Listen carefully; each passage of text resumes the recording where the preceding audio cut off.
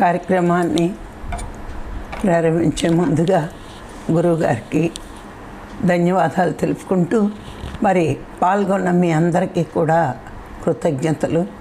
మరి ఈరోజు కొన్ని విషయాలు తెలుసుకుందాం. మరి ధ్యాన మార్గంలో ఉన్నప్పుడు ఎట్లా ఉండాలి, ఎలా ఉంటే మరి జ్ఞానం పెరుగుతుంది అన్నది మనం రోజు ఎందుకు ఈ జ్ఞానం వింటున్నాము అంటే పూర్ణ జ్ఞానం పొందే వరకు కూడా మనలో సర్వాత్మ భావన రాదు. మనకింకా సర్వాత్మ భావన రాలేదు అంటే మనకింకా నేర్చుకోవాల్సింది భూమి మీద పొందవలసిన జ్ఞానము ఉంది అని ఎవరికెవరు వాళ్ళు అర్థం చేసుకోవాలే కానీ ఒకళ్ళు చెప్పేది కాదు. ఎందుకు అంటే సాధన అంటే ఏదో వచ్చి పడిపోద్ది మనకి, దానివల్ల చాలా లాభాలు ఉంటాయి కాదు. ఒకటి లాభం ఏమిటి అంటే మోక్షం, రెండవది ఏంటి అంటే ఆ మోక్షం రావడానికి మన ప్రయత్నం. మోక్షం అంటే చాలామందికి ఏంటి ధ్యానంలోకి వచ్చే వరకు నాకు కూడా చనిపోయాక వచ్చేది అని అనుకునేదాన్ని. కానీ పత్రిసారి దగ్గరికి వచ్చాక మరి నేను చదివిన స్వాధ్యాయం వల్ల నేను తెలుసుకున్నది ఏంటి అంటే మోహక్షయమే మోక్షము. మోక్షం అన్నా ముక్తి అన్నా ఇవన్నీ ఒకటే, వేరే వేరే పదాలు. అయితే చనిపోయాక వచ్చేది కాదు, జీవించి ఉండగానే ఆనంద స్థితిలో ఉండడమే మోక్షము అని తెలుసుకున్నాను. మరి ఆ విధంగానే ప్రతి ఒక్కరూ కూడా ఆధ్యాత్మిక జీవితంలోకి రానప్పుడు మరి అభిప్రాయాలన్నీ కూడా రానప్పుడు ఉన్న అభిప్రాయాలు వచ్చాక చాలా మారిపోతూ ఉంటాయి. ఎందుకంటే మనకి తెలిసి తెలియని విషయాలు అవన్నీ కూడా మరి ఎప్పుడైతే ఇవన్నీ తెలుసుకుంటున్నామో దానికోసం ఆ ఆనంద స్థితి కోసం ప్రయత్నం చేస్తున్నాం. ఇప్పుడు లేదా ఆనందం అంటే ఇప్పుడు సుఖాలు ఉన్నాయి, సంతోషాలు ఉన్నాయి, ఆనందాలు ఉన్నాయి. కానీ ఇవి తాత్కాలికమైన ఆనందాలే కానీ శాశ్వతమైన ఆనందాలు ఇవి కావు. ఆ శాశ్వతమైన ఆనందం కావాలి అంటే శాశ్వతమైన సచ్చిదానంద స్వరూపమైన ఆత్మని పట్టుకుంటేనే మనకి శాశ్వతమైన ఆనందం దొరుకుతుంది అని మనకి తెలుసుకున్నాం. మరి అయితే తెలుసుకోవడానికి కారణం ఎవరు అంటే గురువు. మరి ఆ గురువు మీద విశ్వాసం ఉంచాలి. ఈరోజు విశ్వాసం గురించి, విశ్వాస పరుల గురించి కొద్దిగా తెలుసుకుందాం. ఈ లోకంలో 3 రకాల వాళ్ళు ఉంటారు విశ్వాస పరులు. అంటే విశ్వసించిన వాళ్ళే విశ్వాస పరులు. మొదటి రకం వాళ్ళు మరి ఎలా ఉంటారు, రెండో రకం వాళ్ళు ఎలా ఉంటారు, మూడో రకం వాళ్ళు ఎలా ఉంటారు అన్నది ఈరోజు తెలుసుకుందాం. మరి ఈ కాన్సెప్ట్ నాకు గురువుగారు చాలా కాలం క్రితం చెప్పారు. మరి తర్వాత ధ్యానాంధ్రప్రదేశ్లో కూడా ఇచ్చారు. మరి ఇది గురువుగారి దగ్గర నుంచి స్వయంగా విన్నాను కాబట్టి మీరు కూడా ప్రతి అక్షరము శ్రద్ధగా వినండి. గురువులు లేకపోయినా వాళ్ళు చెప్పేవి మనం మళ్ళా మననం చేసుకోవాలి. ఎందుకంటే మన జీవితానికి ఏది అవసరమో అదే గురువులు మనకి చెప్తూ ఉంటారు. కానీ మనకి అర్థం కాక అది చాలా గొప్ప విషయము అని అనిపించదు. ఒక గురువుల నోటంట ఒక మాట మనకి చెప్పారు, ఆయనకు వచ్చింది అంటే మన జీవితానికి ఎంతో ఉపయోగపడే మాట అని మనం గుర్తుంచుకోవాలి. నాకు చెప్పడమే కాదు, ధ్యానాంధ్రప్రదేశ్లో కూడా చాలా సంవత్సరాల క్రితం ఇది వేయడం జరిగింది. అంటే ఇప్పుడున్న వాళ్ళు ఆ పుస్తకాలు ఏవి చదవరు, చదివినా మరి అంత గుర్తుపెట్టుకోరేమో అని ఈరోజు నేను ఈ కాన్సెప్ట్ తీసుకోవాల్సి వచ్చింది. మరి ఇది సార్ చెప్పింది కాబట్టి చాలా శ్రద్ధగా వినండి, శ్రద్ధగా రాసుకోండి. అందుకనే మీకు ఇది పత్రి సార్ చెప్పిన కాన్సెప్ట్ అని మీకు చెప్పడం జరిగింది. అయితే ఈ విశ్వాసం అనేది మొట్టమొదటి వాళ్ళు ఎలా ఉంటారు, వచ్చే ముందు ఈ విశ్వాసం అంటే ఏంటి, ఈ విశ్వాసం ఎలా ఉండాలి అన్నది చిన్నగా తెలుసుకుందాం. ఈ విశ్వాసం అనేది విశ్వం యొక్క రూపాంతరీకరణ అన్నారు. అంటే ఈ విశ్వంలో ఉన్న వాళ్ళందరూ కూడా ఈ విశ్వాసాన్ని పెంచుకుంటే తన జీవితాన్ని మార్చుకోవచ్చు. రూపాంతరీకరణ అంటే ఇప్పుడున్న స్థితి నుంచి ఉన్నత స్థితికి మారవచ్చు. అందుకే ప్రతిసారి ఈ మాట వాడారు. ఎందుకంటే ఇప్పుడున్నది ఈ రూపం కాదు, దీన్ని ఇంకా మార్చుకోవచ్చు. ఈ విశ్వంలో ప్రతి ఒక్కరూ ఈ విశ్వాసం అనే దాన్ని బట్టి వాళ్ళు ఎంతో మారవచ్చు. మరి మొదటి రకం వాళ్ళు ఎలా ఉంటారు అన్నది దీనికి ఎలా చెప్పారు అంటే, మరి వీళ్ళు ఆత్మస్థాయిలో చాలా చిన్న స్థాయి. ఈ చిన్న స్థాయి వల్ల చాలామంది ఇప్పుడు గమనించండి, ధ్యానం చేస్తారు కానీ క్లాసులు వినరు. విన్నా ఏదో మరి అధమ శ్రవణంలాగా, అంత గొప్పది కాదు. మీరెందుకు గమనించండి, రాఘరావు గారు రాయించినంతగా మిగతా మాస్టర్లు ఎవ్వరూ రాయించరు. వాళ్ళ దగ్గరికి వెళ్ళిన వాళ్ళు క్లాస్ బాగా చెప్పారు, జోకులేశారు, బాగా చెప్పారు అంటారు, కానీ ఏం చెప్పారు అన్నది మరి జ్ఞాపకం పెట్టుకోరు. మరి పత్రిసారి రాఘరావు గారికి ఇచ్చిన సలహా ఏంటి అంటే, ఆధ్యాత్మిక విషయాలు ఒక్కసారి విని ఒక్కసారి చదివి వదిలేసేవి ఏదీ కాదు. కాబట్టి ప్రతి విషయాన్ని నీ పుస్తకంలో ఉండాల్సిందే అని సార్ చెప్పడం వల్ల మేమన్నీ నోట్ చేసుకోవడం, మిమ్మల్ని కూడా ఇప్పుడు నోట్ చేసుకోమని చెప్పడం జరుగుతుంది. ఇలాగ ఇది పత్రిసారి చెప్పిన సలహా కాబట్టి ఇది ఆచరించే వాళ్ళు చాలా గొప్పగా ఎదగడానికి అవకాశం ఉంటుంది. మరి శైశవాత్మ దశ, బాలాత్మ దశలో ఉన్న విశ్వాస పరులు ఏం చేస్తారు అంటే, వాళ్ళకి దైవం మీద, గురువు మీద విశ్వాసం ఉంటుంది, కానీ వాళ్ళ అభిప్రాయం ఏంటి, మాకు కష్టాలు రాకుండా భగవంతుడే, దేవుడే చూసుకుంటాడు, గురువే చూసుకుంటాడు, మాకు అసలు కష్టాలే రావు, ఫలానా గురువుని నమ్మేము, ఫలానా దైవాన్ని నమ్మేము, మేము పూజ చేస్తున్నాము, ప్రార్థన చేస్తున్నాము, ధ్యానం చేస్తున్నాము అని విశ్వాసం పెంచుకుంటారు. మాకు కష్టాలే రావు అంటే వీళ్ళు, ఈ మాట వల్ల మనకేమర్థమైంది, వీళ్ళకి కర్మ సిద్ధాంతమే తెలియలేదు అని మనం అర్థం చేసుకోవాలి. అంటే కర్మ సిద్ధాంతం తెలుసుకోకపోతే ఆ గురువుని, దైవాన్ని వీళ్ళ ఆపదల నుంచి రక్షించడానికి, ఆపదలే రాకుండా ఉండడానికి గురువు, దైవం చూసుకుంటారు అని అనుకుంటారు. అందుకే వీళ్ళు చిన్నపిల్లల లాంటి వాళ్ళు అని సార్ చెప్పడం. మాకు ఏ సమస్య రాదు, ఎందుకంటే గురువు ఉన్నాడు, ఎందుకంటే దైవానికి పూజ చేస్తున్నాను, దైవానికి ప్రార్థన చేస్తున్నాను అని అంటారు.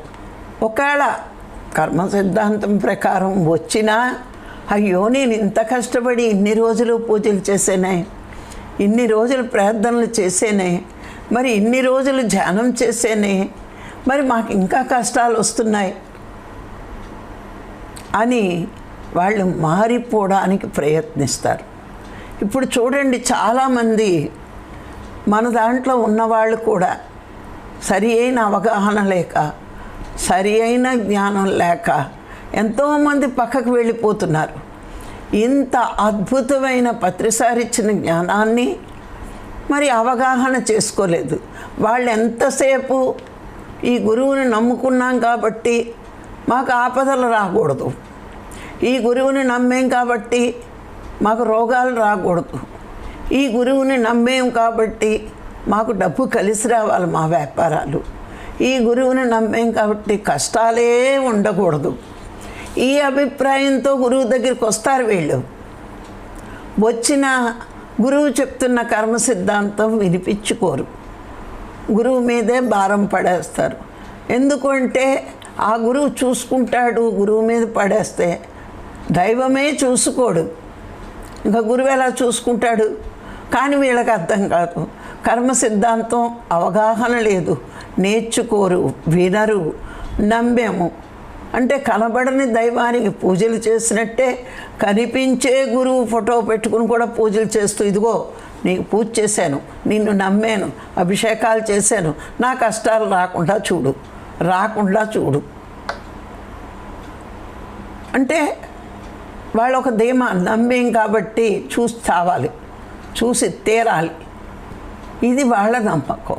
ఒకవేళ పొరపాటుని ఏదైనా వస్తే వెంటనే మార్చేస్తారు, దేవుళ్ళని మారుస్తారు, మతాలని మారుస్తారు, లేకపోతే గురువుల్ని కూడా మారుస్తారు. ఈ గురువుకి ఏమీ చేతగాలేదు చెప్తారు కూడా. మధ్యలో కొంచెం బ్రోకర్లు ఉంటారు, మా గురువు దగ్గరికి రా, ఇలా అంటే అలా పోతాయి అని మారుతారు. అంటే ఇక్కడ సరి అయిన అవగాహన వీళ్ళు తీసుకోలేదు. ఇప్పుడు వచ్చేవన్నీ కూడా గత జన్మ కర్మఫలాల వల్ల వర్తమానంలో మన జీవితం ఉంది.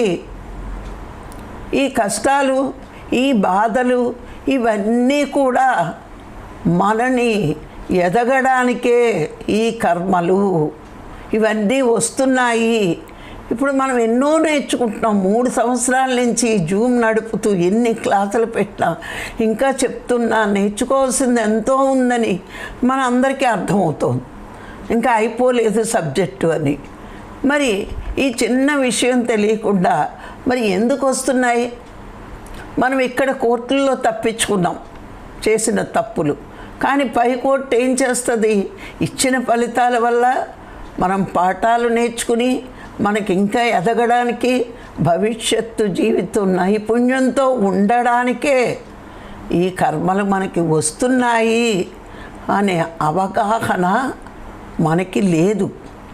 లేకపోబట్టికే ఎంతోమంది పూజ చేస్తూ మధ్యలో ఆపేసి మతాలు మారిపోతున్నారు. అక్కడ ఏమీ పూజ అవసరం లేదు, ప్రార్థన ఉంటే చాలు.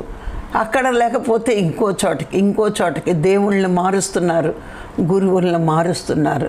గురువుని ఎత్తి మీద చెయ్యడితే పోతుంది అని మధ్యలో బ్రోకర్లు చెప్తారు.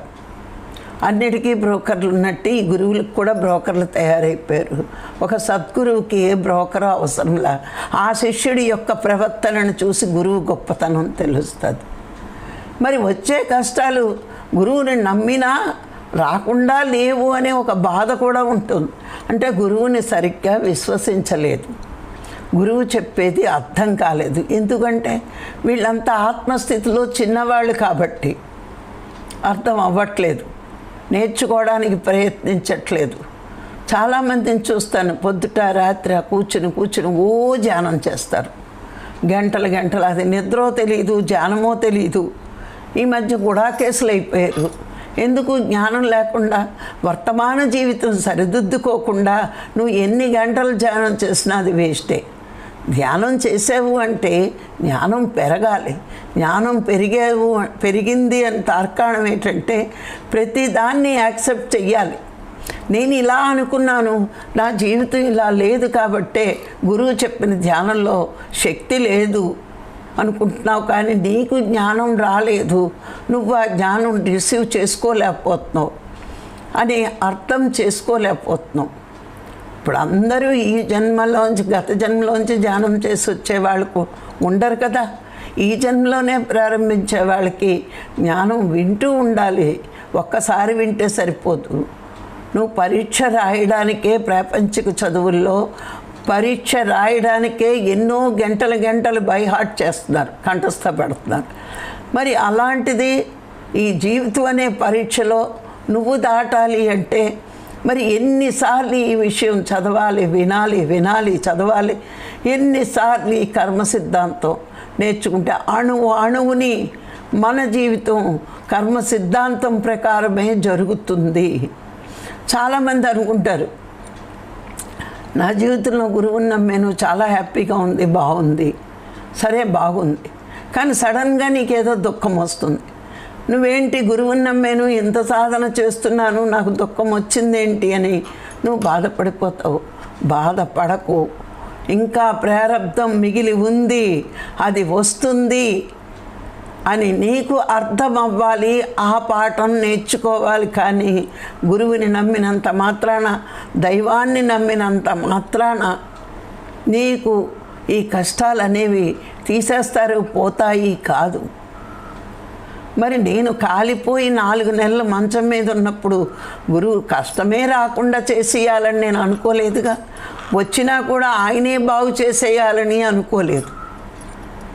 ఏ గురువులు కూడా, ఏ దైవము కూడా మన జీవితంలో, మన కష్టాల్లో, మన కర్మల్లో వేలు పెట్టరు. ఇది అసలైన జ్ఞానం. ప్రారబ్ధం అనుభవిస్తూ దాని నుంచి కూడా తట్టుకునే శక్తి ఇవ్వడానికి గురువులు వస్తారు. ఆ ప్రారబ్ధం మనకి ఎందుకు వచ్చిందో చెప్పడానికి వస్తారు. దీని నుంచి తట్టుకోవాలి అంటే ఆ సాధన అనే మార్గం ఉంది. ఒక రోగం వచ్చిందండి, ఆ రోగం వచ్చిన మందు వేసుకుంటాంగా, ఎందుకు? ఉపశాంతికి. అది ఎన్నాళ్ళు అనుభవించాలో అన్నాళ్ళు అనుభవిస్తామని ఇక్కడికి వచ్చాక మనకు అర్థమైంది. కానీ మందు ఎందుకు రాస్తున్నాం? ఉపశాంతికి.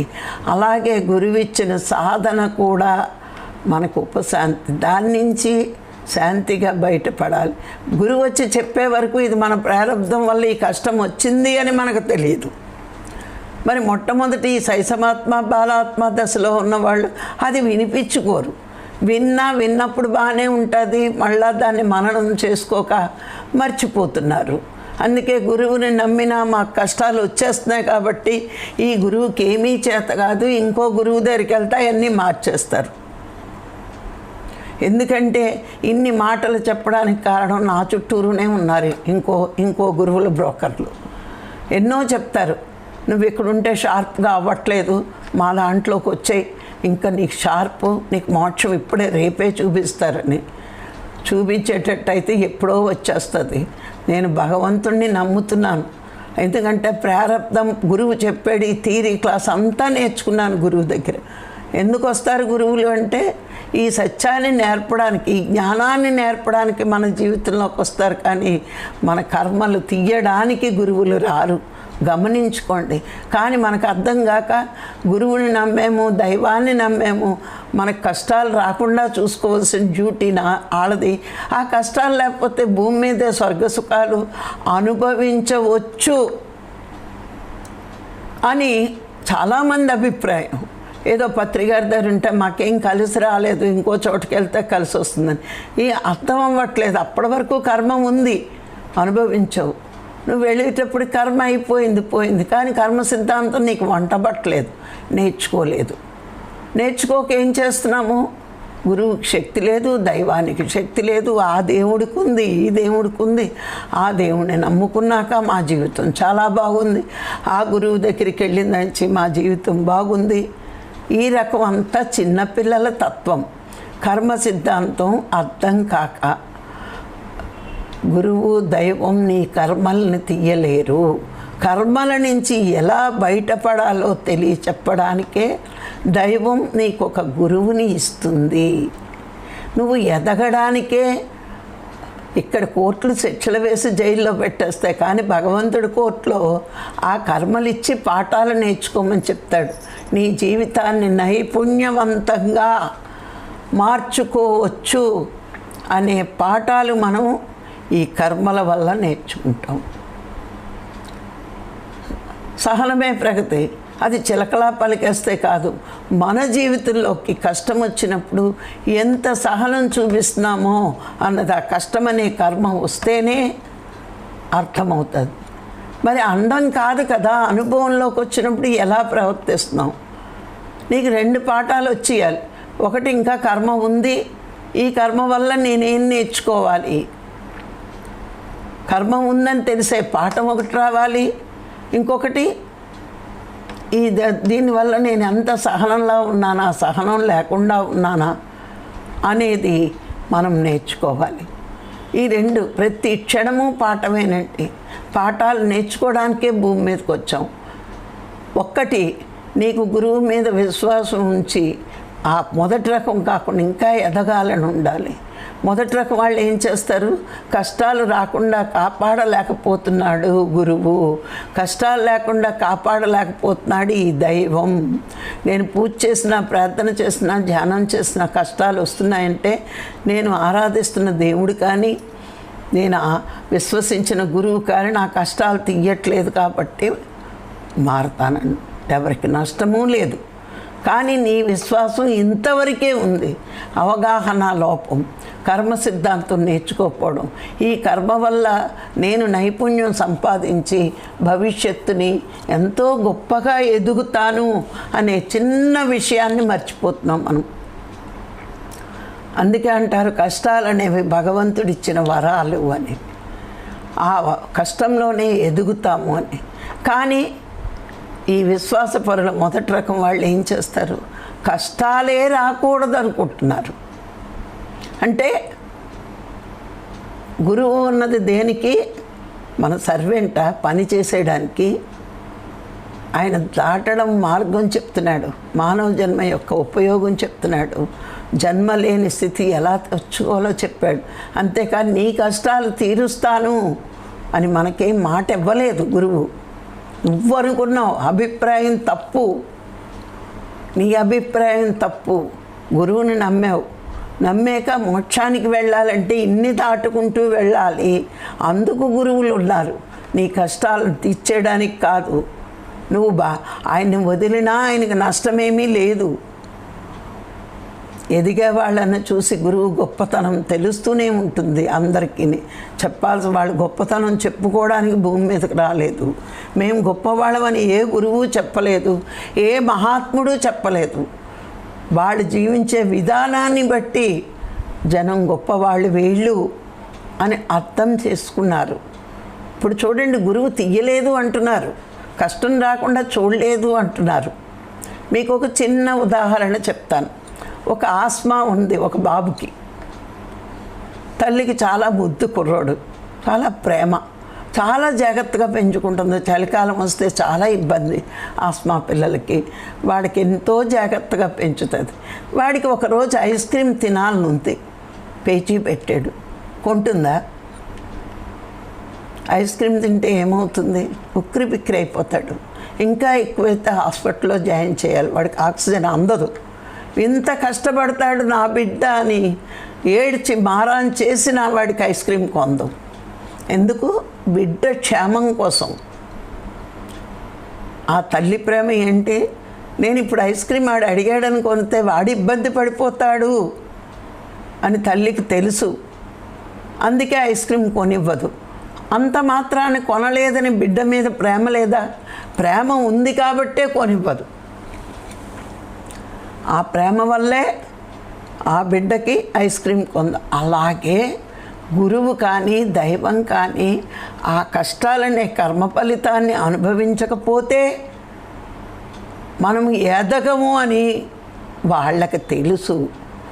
అందుకే అది అనుభవించేటట్టు చేస్తారు, ఓర్చుకునేటట్టు సాధన ఇస్తారు.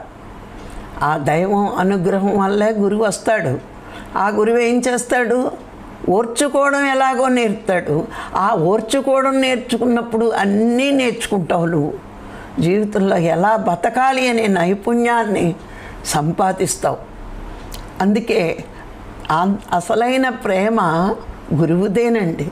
తల్లి ప్రేమ, తండ్రి ప్రేమ, బంధువుడి ప్రేమ, మిత్రుల ప్రేమ అన్నీ కూడా గురువే చూపిస్తాడు మనకి. అవి ఇస్తున్నది అర్థం కాదు. ఆ నేర్చుకోకపోతే ఎంత దుఃఖంలో ఉండిపోదుమో అన్నది జనంకి అర్థం కాక మనము వాళ్ళ మీద విశ్వాసం ఉన్నట్టు నటిస్తున్నాం. కానీ ఆ నటించడం వల్ల ఏమైంది? విశ్వసించాం కాబట్టి మాకు కష్టాలు రాకూడదు, వచ్చేయా వీళ్ళకి చేత కాదు అని గురువులను మార్చుకుంటాం. వీళ్ళు ఆత్మదశలో చాలా చిన్న స్థాయి వాళ్ళు. ప్రాపంచికంగా చిన్నపిల్లలు ఎలా ఉంటారో ఆత్మస్థాయిలో వీళ్ళు చాలా చిన్న స్థాయిలో ఉంటారు. కాబట్టే గురువుని దైవాన్ని వేరే విధంగా అర్థం చేసుకుంటారు. మాకు కష్టాలు వస్తున్నాయి అంటే వీళ్ళని నమ్మి కూడా మాకు ఫలితం లేదు అని మార్చడానికి ప్రయత్నిస్తారు. కానీ వాళ్ళు ఇందులో ఏముంది అని కూడా ఆలోచించలేని చిన్నపిల్లల మనస్తత్వంలో వాళ్ళు ఉంటారు. వీళ్ళు కర్మ సిద్ధాంతము అర్థం చేసుకోరు. ఆ కర్మ ఎలా వస్తుంది, ప్రారబ్ధం ఏంటి, ఆగామి కర్మలేంటి, సంచిత కర్మలేంటి, ఇలా ఏది చేస్తే కర్మ వస్తుంది, ఇవన్నీ నేర్చుకున్నప్పుడే గురువు మీద మరింత మరింత మరింత విశ్వాసం పెరుగుతుంది. ఏమీ నేర్చుకోకుండా మేము ఈ గురువుని నమ్మాం, ఈ దైవాన్ని నమ్మాం, మేము పూజ చేస్తున్నాం, ప్రార్థనలు చేస్తున్నాం, మరి ధ్యానం చేస్తున్నాం, మా కష్టాలు ఏం పోవట్లేదు అంటే పూజ చేసేవాళ్ళు ఆ విధంగా అనుకుంటున్నారు, దైవాన్ని మారుస్తున్నారు. ప్రార్థన చేసేవాళ్ళు వాళ్ళ మతంలో వాళ్ళు అనుకుంటున్నారు, ఎన్ని ప్రార్థన చేసినా మాకు కష్టం పోవట్లేదు. ధ్యానం చేసేవాళ్ళు మేము ధ్యానం చేస్తున్నాం, ఈ గురువుని నమ్మాం, మా కష్టాలు పోలేదు కాబట్టి ఇంకో గురువు దగ్గరికి వెళ్ళిపోవాలి అని వెళ్ళిపోయేవాళ్ళు చాలామంది ఉన్నారు. ఇప్పుడు ఇదో ఇంకొకటి దొరికింది ప్రతి వాళ్ళకి, గురువు లేడు కదా, చనిపోయాడు కదా, ఇంకా మాకు చెప్పినవన్నీ వినేసినట్టు, ఇంకా మాకు చెప్పేదేంటి, చెప్పేవాళ్ళు ఎవరు, అందుకని బతుకున్న గురువుని పట్టేసుకోవాలి అని వెళ్ళిపోతున్నారు. చెప్పాల్సిందంతా చెప్పాడు, మనం ఆచరించడమే ఇంకా మిగిలింది. అన్నీ చెప్పాడు, చెప్పంది ఏమీ లేదు, చెప్పడం పూర్తయ్యాకే వెళ్ళిపోయాడు. కానీ మనం ఆచరించట్లేదు, మనం మననం చేసుకోవట్లేదు. ఎందుకంటే మననం చేసుకోక శ్రవణం చేసింది మర్చిపోయాం. అందుకే ఇవన్నీ మనం మళ్ళా మరొక్కసారి మననం చేసుకుంటే మరి చిన్నపిల్లల తత్వంతో ఉండకుండా, మరి గురువుల్ని మార్చకుండా గురువు మీద విశ్వాసం ఉంచి చేయాల్సిన సాధన చేస్తూ ఉంటాం. అంతే తప్పించి ఈ విశ్వంలో మనం మారడానికి ఉన్న ఒకే ఒక్క దారి గురువుని విశ్వసించడమే, భగవంతుణ్ణి విశ్వసించడమే. అందుకే పత్రిసార్ అన్నారు, నీ దశ దిశ మార్చుకోవాలి అంటే విశ్వంలో విశ్వాసానికి మించిన రూపాంతరీకరణ లేదు అన్నారు ఆయన. అంటే ఈ విశ్వంలో విశ్వాసానికి మించేది, నీ దశ దిశ మార్చుకోవాలంటే విశ్వాసానికి మించినదే లేదు. నువ్వు ఇప్పుడు ఈ స్థితిలో ఉన్నావు, నీ స్థితి మారాలి అంటే ఉన్న స్థితి నుంచి ఉన్నత స్థితికి ఎదగాలి. ఎదగాలి అంటే గురువు మీద విశ్వాసం ఉంచి, ఆయన్ని విశ్వసించి, ఆయన చెప్పిన మార్గాన్ని ఆచరించి ముందుకు సాగడమే. అంటే నీ దిశని దశని, నీ దశ ఉన్న స్థితి నుంచి ఉన్నత స్థితికి, నీ దిశ ఎలా ఉంది, మరి విగ్రహం భగవంతుడనే దిశ నుంచి ఆత్మే భగవంతుడనే దిశకి నిన్ను మార్చాడు గురువు. మరి ఇవన్నీ నువ్వు తెలుసుకుంటే సత్యానికి చేరువవుతావు. అందుకే నీ దశ దిశ మారాలి అంటే విశ్వాసం ఒక్కటే దారి, ఇంకా అంతకంటే వేరే దారి లేదు. మరి ఎంత అద్భుతంగా చెప్పాడు చూడండి, ప్రాక్టికల్గా చూపిస్తారు సారు. మరి అంత అద్భుతంగా నిజంగా ఉన్నారు ఇలాంటి వాళ్ళు, ధ్యానం చేసి చేసి వదిలిన వాళ్ళు ఉన్నారు. ఎందుకు? గురువు మీద నమ్మకం పోయింది, సాధన మీద నమ్మకం పోయింది.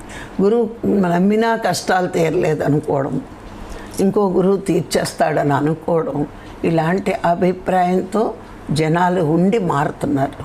నువ్వు ఎన్ని తిప్పలు పడినా, ఎంతమంది దగ్గరికి మారినా నీ కర్మ మారడం వరకు నీ కష్టాలు పోవు. నేర్చుకోవాల్సింది నేర్చుకుంటూ, ఆచరించాల్సింది ఆచరిస్తూ, గురువుని విశ్వసిస్తూ చెయ్యాల్సిన సాధన చేస్తే ఎదగాల్సిన టైంకి అన్నీ వస్తాయి.